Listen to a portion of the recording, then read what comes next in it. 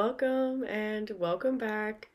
So Dustin Poirier had his last dance, and it was a good one. All right, we didn't get the win. Okay, Max Holloway got to get his win out of the trilogy, which karmically in a way does feel right. Okay, but it is still sad that our last appearance for Dustin Poirier wasn't ending on a triumphant win, but it was a war. I mean, that was one big scrap. The whole night was full of scraps, okay? I mean, we couldn't get out of the early prelims without every fight being a finish. It was a really fabulous night. We just had so many stars, per usual. I mean, every fight night, there's always a handful of special moments, but a lot of our pay-per-views are pretty strategically designed, and we had a fair number of barn burners, as we say. So we got to give it a dynamic review, go over everything, start to finish, start with the early prelims, and end with the last dance. We started the night with a big bang. Okay, Carly Judis versus Nicole Kalari in a women's flyweight. Carly, our first Southern belle of the night, and from Louisiana. Okay, so we get some hometown heroes right away, and boy, was it a hometown hero type moment. I mean, round one, Carly, you could see she's just such an aggressive southpaw. And, you can tell when Nicole wants to take it to the ground. However, Carly was having none of that. Carly was like, we're not going to the ground. She was like snuffing those takedowns left and right. And Paul and I, we were loving that knee right up the middle from Carly. We were loving it. Round two, Carly is definitely still leading the dance and causing a lot more damage and still stuffing every single takedown. And it's looking so aggressive and so crisp on Carly's end. We make it to round three, and again, Paul and I were on the same wavelength. We're loving those knees. And one of those knees landed crisp on the liver. It was violence, it was everything. Such a massive win for Carly. It's a TKO early, round three, and Carly actually becomes the first woman to ever have a TKO via knee and kick in the UFC, like respectively. So history was made. We start off the night with history being made. I mean, what more do you want, right? And the highs keep staying high. Next, we have a super fiery matchup between Bruno Ferrer versus Jackson McVey. Bruno coming in with his round one reputation, just pretty much all of his fights existing in round one. Jackson McVey coming in undefeated, so just like really exciting McVey's debut. But Bruno kept his Bruno-ness, okay? And he got that submission armbar in round one. I mean, he was looking like the bigger, stronger guy. Even though Moose is, like, taller, you could see just, like, Bruno was this... He is strong like a bull, and he was looking heavy. He was especially on the ground there. And, before we can finish the round, which was... It looks like it was on its way to ending with Bruno on top, the submission threat became very real. It became very, very real. He's a round one kind of guy. And he found the first armbar of the night. So it's a flash. And because that fight was, an early ender, we gotta fill it in. So we got Born on the Bayou playing. We get some facts about this being the 9th UFC event in Louisiana and the 5th that's in New Orleans. And within those 9 events, there's been 70 fights, 42 finishes, 5 UFC title fights, and the last event in Louisiana they showed us was in 2015. And on that night, Dustin won Performance of the Night, so that is pretty cool. And Dustin's record coming into this and his fights in Louisiana was 6-0. Now it's 6-1, but it's all good. And then we found our way to our lone heavyweight fight, Ryan Superman Spann versus Lucas Brzeski. Ryan Spann had some moments at light heavyweight, and this is his second heavyweight appearance, and, lost the heavyweight debut, so we're really looking for the win here, and he got it. Okay? He got it. Is he finding himself at heavyweight? Round one, guillotine. That's the 11th for Superman Spann, okay? He takes Lucas down easy in round one. Easy. He does have a very strong wrestling foundation. Maybe people don't know that he's a subber. And, after some scramble, it's Gilly, okay? It was very fast. Not much even happened. Round one. Okay, we get another round one finish. We're blazing through. And then we get Jimmy Crute versus Marcin Petrino, light heavyweights. Okay. Jimmy coming in, having not won since 2022, coming off of a draw. So not on exactly like a pure losing streak, but I just knew he was going to be a hungry Jimmy. And he was.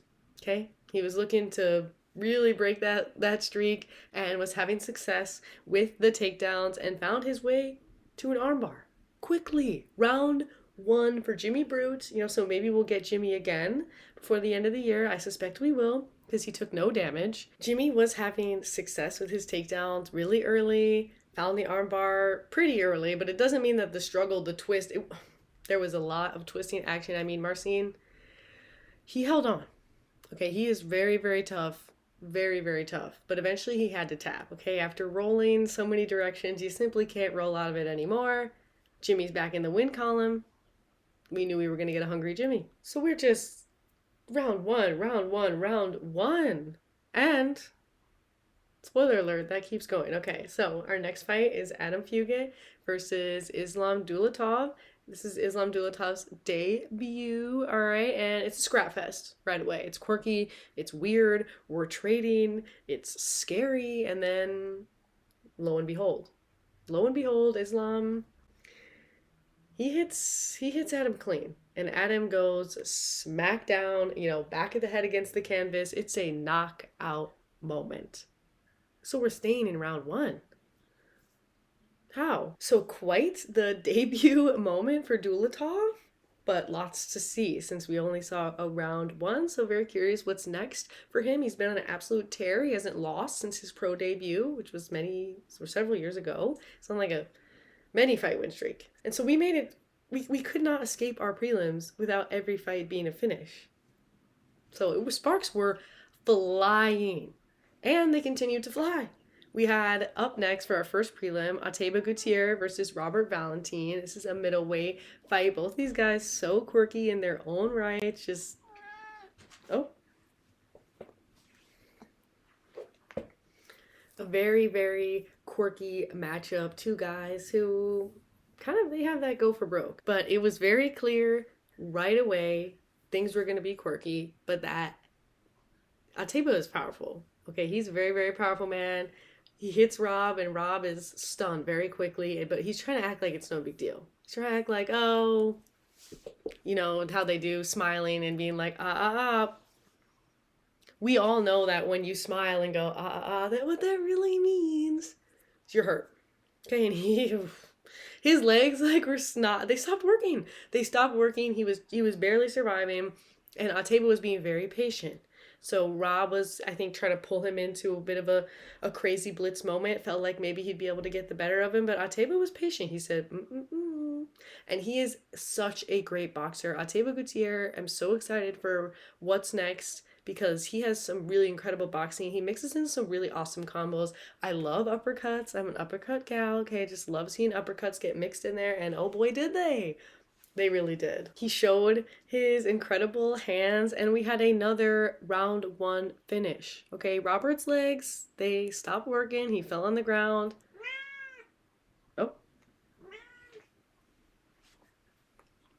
He fell on the ground, and we had to save him, okay? And as he was remarking in his post-fight interview, the only way to survive is to run. That's what he said going into it. I love him. He's sassy. Ateba is sassy. Then we had a pretty interesting, speaking of quirky, very quirky matchup. Our first decision of the night, Francisco Prado versus Nikolai Veretennikov. That was a welterweight battle. So we made it 6 fights that all had finishes. What's up with that? Pretty crazy. And so in round 1, Prado was having some moments in the grappling for sure. But once we broke it onto the feet, it was Nikolai who was hitting him with some pretty creative shots. Okay, pretty creative. Prado definitely looking gassed at the end of that after taking a huge slam. That was crazy. There was a crazy slam in that first round. Prado's, I don't know how he didn't get knocked out from that. The side of his head, it got knocked, okay? Round 2, Nikolai was looking stronger, but we do end up on the ground again, which Prado seems to have a little bit more moments, but it's kind of a neutral state when we get there. But Prado on top, okay? But you could see that when we did break away from the striking, that there was just a little bit more happening for Nicolay, landing just a little bit more. But Prado was getting in a lot of very effective control. So for me, I was like, this is kind of feeling like anybody's fight. Both were definitely tired by the third round, but keeping it scrappy. It was pretty exciting. I really enjoyed it. Prado having a little bit, more top control, but everyone, yeah, having their moments. So this was a splitty. First decision of the night, it's got to be a splitty, right? So we had a very competitive first decision. We're keeping the sparks flying, absolutely. Nicolay got that. Probably just maybe looked like causing more damage and more significant strikes, but that was a toughie. And then we had arguably what should have been our co-main event. I mean, it's okay. There's a lot of really great fights, but Marvin Vettori versus Brendan Allen, they're the highest ranked matchup outside of the main event. So, and also more importantly, Brendan Allen is from Louisiana. So anyway, that's okay. So this was like the unofficial co-main event in my mind, and it was amazing. This was a really, really amazing fight. I mean, Marvin Vettori versus Brendan Allen, what a show. Brendan Allen, just a really, really strong fight IQ, and he is, really athletic, uses that athleticism, uses that bravery, and then you got Marvin Vettori, who is cardio machine, and he is absolutely unbreakable. Like, I don't know if that guy can ever be knocked out. It's tough, okay? He's head of cement, full MMA arsenal on both ends, but I feel like Brendan, with the creativity and the way that he is always like searching for the submission, it really added this unique excitement that's kind of like Brendan Allen unique. I love his fighting style. I love both of their fighting styles. Marvin Vettori, right, like with his cement blockhead style. And that's exactly what it was, and we got all of it. We got every single round. We got such an exciting decision. I mean, the significant strikes were super, super close the entire time. Like, it was just so competitive. It was clear right away that these guys didn't like each other. I mean, we had beef. We had drama. Okay? And sometimes drama is great. And I really think it added a little bit. I mean, these guys, they really know how to perform. But I liked the drama. A little twinge of guess revenge, could you say? And Brendan Allen managed to get the decision win, but it was not an easy time. It was blood, it was war, it was a continuous effort all the way to the end. I mean, these guys, they just really demonstrated why they are, Brendan Allen, he's number 11, but this top 10 material, okay? Really, for sure. Like, the pace that was run in this fight, it made it feel like every round was a century, but like in a good way, just because the amount of things that were taking place, like just so much happened in every single round. And then we had the featured prelim, Kyler Phillips versus Vinicius Oliveira, so top 15 in the bantamweight, and this was a really fun one as well. Kyler, he was looking for blood early. He came out blitzing. I mean, it was a wild, and it turned into a wild fight right away. Like, there was so much lateral movement. There was so much like flying around the octagon. It was so much fun. Like, this fight was so much fun. It was so much chaos. It was so high paced. It was fast. The energy was they were so driven, and they were just both so odd, and it was blitz, and it was amazing. And we made it through that round one of just like explosive energy into round two, and it's just looking so tricky in there. Like, it is so tricky. They're so sweaty. Like, we're rolling, we're striking, we're doing everything, and that is like why this is the featured prelim, because these guys are wild. Like, this would be a great fight, I feel like, to show people who have never seen fighting before, because it was incredible just how much was happening. Eventually, though, we could start to see, especially by the time we got to the end of the fight, it made it all the way to decision, but it was clear that Vinicius had like just a pretty big power differential, and Kyler was starting to, I guess, get a little bit like bullied in there by the end of it. Like, it kind of felt like Oliveira was sort of just walking him down. Kyler was on a little bit of the retreating end, but very, very, like, just this one was amazing. This was a really, really fun fight. So Vinny, just a little bit bigger on his power, but a very, very competitive, super fun scrap all around. Unanimous decision, Vinicius Oliveira. Then we made it to fight 9, I think. Michael Johnson, welcome back, versus Daniel Zellhuber, lightweight. This was another really, really fun, very quirky fight. Weird, just so weird right away for many reasons. One being that Michael Johnson's shorts ripped. Okay, so that's fine. We got a groin strike. Oh, things were being weird. But guys were feeling each other off that first round. The first round was pretty tentative. We were We were high-fiving. We were just trying to suss. Normal stuff. Round 2, same vibes, but mid-round, Johnson lands with his Johnson power. And Zellhuber is backing up, okay? Woof, it's knockdown central. So Michael Johnson, those knockdowns, he got, I think, 2 throughout that fight on Daniel Zellhuber. That added a lot. Okay, that adds a lot. Visually, points, yeah. Got a bit of the same in round 3, which there was like, both guys were not really like getting in the pocket with each other, staying a little bit on the outside, being picky, choosy with their shots, but the power was 100% on Michael's side. And Michael, as a veteran, he passed the record, I guess, for most fight time for lightweights specifically. So pretty cool. And he landed a bit more than Daniel Zellhuber throughout the whole fight. He just was having more moments. Okay, he outdid him. That fight, very much so, Michael Johnson outdid Daniel Zellhuber. He just was a little, he had more control, more power. It was his fight. And then we made it to a super exciting matchup. Dan Ige versus Patricio Pitbull, featherweight. Pitbull's second appearance in the UFC after, of course, his very illustrious career. So this was very exciting. We wanted to see what he was going to look like after going against Yair, because he's looking a little gun shy there, but tricky style matchup for sure. And we were scrambling right away. Pitbull was showing his aggression, that Pitbull aggression, right? Like why he's Pitbull. And he was making those takedowns his, which that was the story of the fight, basically. It was war the entire way, but Pitbull really wanted it on the ground, and he was able to get it there. I mean, Ige definitely came back in a huge way in that last round. Like, he was like, girl, stop this. But the takedowns, they kind of made that fight. I mean, Pitbull, that's where he took it. And, that makes sense. That's a pretty good Dan Ige game plan. Standing up with Dan Ige, it's going to be pretty rough and toughy because he's a boxy boxer. You don't want to let Dan stand in on that right. You're going to want to take him down before he can do that. That's exactly what happened. And so it was a very much so 29-28 vibe, especially with, I feel like, Ige coming back. He definitely, I think, won that last round. But it was Pitbull. It was Pitbull who managed to get a little bit more control. A little bit more control in there, and he was the takedown man. He was. And he was looking a lot more aggressive, and I liked to see that. We definitely wasn't looking tentative in this fight. And then we had Kevin Holland versus Daniel Rodriguez, a fight that was supposed to happen years ago that made its way all the way to a face-off and was canceled even. Like, what is happening with that? And this was amazing. Okay? We got to have, of course, our DC's tips to success, which they're so inspiring. So, D-Rod's tips to success, according to DC, are smother him and big pace and lots of pressure. True. And Kevin Holland's tips to success from Paul, which we don't always get Paul's tips from success. I love that for Paul. Mind games and mind games and feel the flow and counter with accuracy.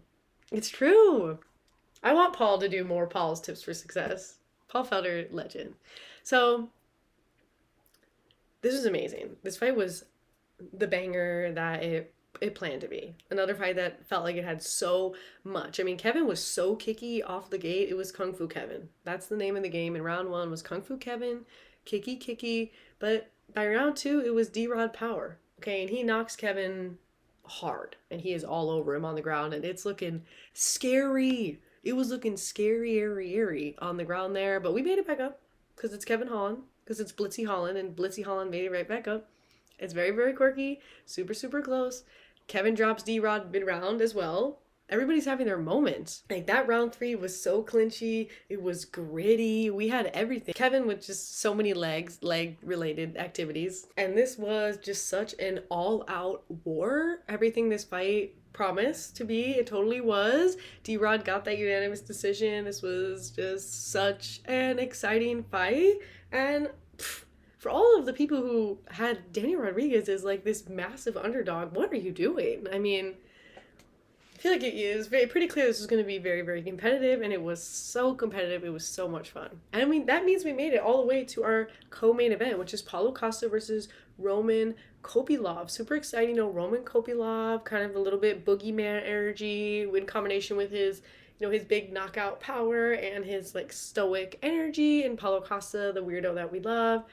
And Costa was, he was saying that he wasn't going to be tentative. He didn't want to, he has learned his lesson that way. If he doesn't just put on his aggressive style, that it doesn't really work for him. Like choosing his shots too carefully, that's just not who he is. And that's not who we need him to be. And he was so aggressive, and it really threw Roman off. Like he kind of like totally knocked him off rhythm and knocked out his mouthpiece.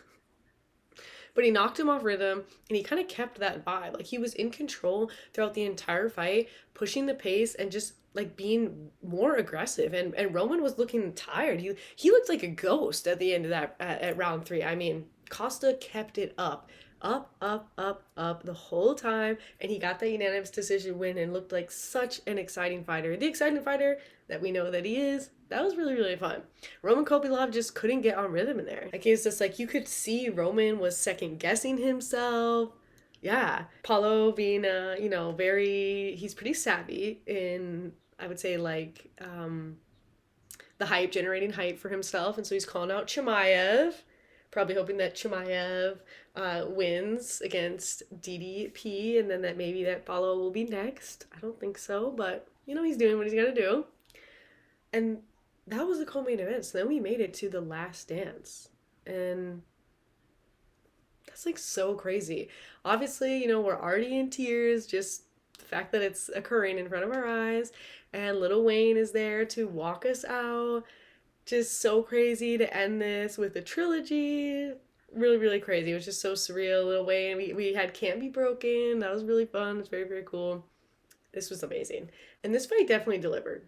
This fight absolutely delivered. I mean, it was a nail biter. Like, we had everything. This is another fight that had everything. I feel like every fight that went to decision was not without seeing all things martial arts. Just, it was so great. So round 1 was pretty much defined, I feel like, by Max getting a huge knockdown. Okay, it was looking scary. It was looking scary. I was like, are we really gonna end this with Max Holloway getting the finish in round 1? Like, talk about spoiler, but Dustin survived. And by round 2, it was looking like, both men were having their moments, and after it looking pretty bad for Dustin, hurt against the fence, but then it was Max who was hurt, okay? And then it was Max who was surviving, and we had a jump the ghillie moment, okay, but Max survives. That was fun. So round 2, it's like the adrenaline is going, okay? The adrenaline is going,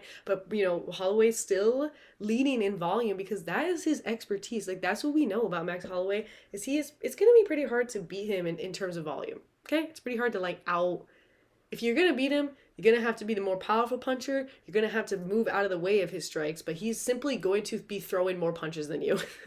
Right? It's pretty true. Yeah, and so that was true for round 2. For round 3, same thing, ahead in the strikes for Holloway, but Dustin definitely had to come back in that round 3 in like a really big way, closed the gap a lot with the significant strikes, and it was definitely feeling by that 3rd round that we had ourselves a fight. Like, it was like, again, like, everyone's on their feet. We're locked in. Okay. Round 4, Max Holloway was still maxing. He was maxing out. And that round 4, definitely, that was a big one for Max in terms of just showing that intense cardio. What I really like about Max is he can turn up the strikes like almost at times when we don't even expect it. And all of his combinations seems to have 6 strikes. So that was absolutely crazy. And we made it through that round 4. We made it to round 5, and we got what we wanted, okay? After, some tentative moments, of course, kind of like, when's the final minute coming? Final minute comes, things get gritty, final 10 seconds come, we get what we expected, and just go for broke. Everyone survives.